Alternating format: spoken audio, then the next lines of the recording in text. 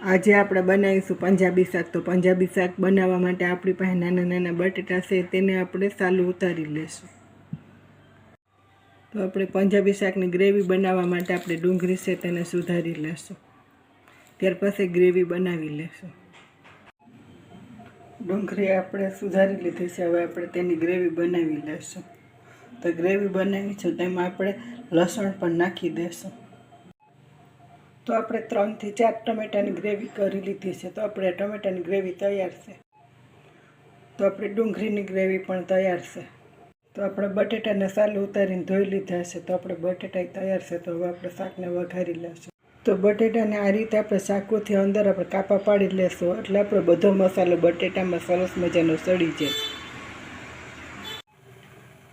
આપણે ગેસ ચાલુ કરી દીધો હશે. કુકરમાં આપણે શાક વઘારીશું. તો કુકરમાં તેલ મૂકી લીધું છે. હવે આપણે જીરું નાખીશું.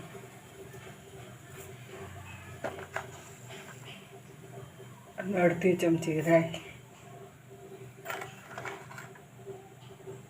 અને આપણે 1 ચમચી હિંગને નાખી દઈશું. તો આપણું તેલ થઈ ગયું છે. હવે આપણે ગ્રેવીને નાખી દઈશું.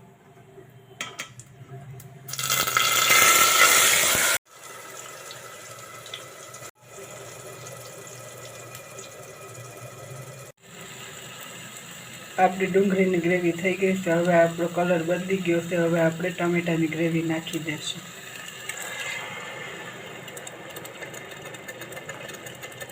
ત્યાર પછી આપણે મીઠું નાખીને ધીમા ગેસ ઉપર સળવા દઈશું. તો આપણે મીઠું નાખી દીધું છે. હવે આપણે હળદર નાખી દઈશું. 1 ચમચી હળદર. અને ધાણા જીરું છે તે 1 ચમચી નાખી દઈશું. ત્યાર પછી આપણે બટેટા નાખીને આપણે ધીમા ગેસ ઉપર સળવા દઈશું.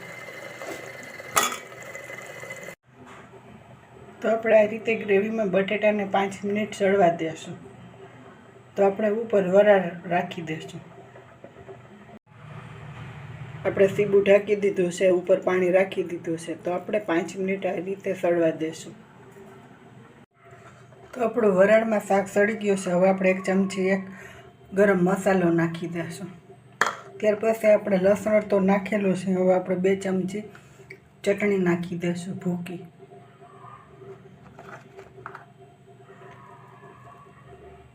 તો આ રીતે આપણે બધા મસાલાને મિક્સ કરીને થોડુંક પાણી નાખીને આપણે 2 સીટી વગાડી લેશું. તો આપણે ગ્રેવી તો થોડીક છે, એટલે આપણે પાણી બહુ ઝાઝું નહીં નાખીએ, થોડુંક જ નાખીશું. તો આપણે આ અડધો ગ્લાસ જ નાખીશું. તો હવે આપણે કુકરનું ઢાંકણું બંધ કરીને 2 સીટી વગાડી લેશું.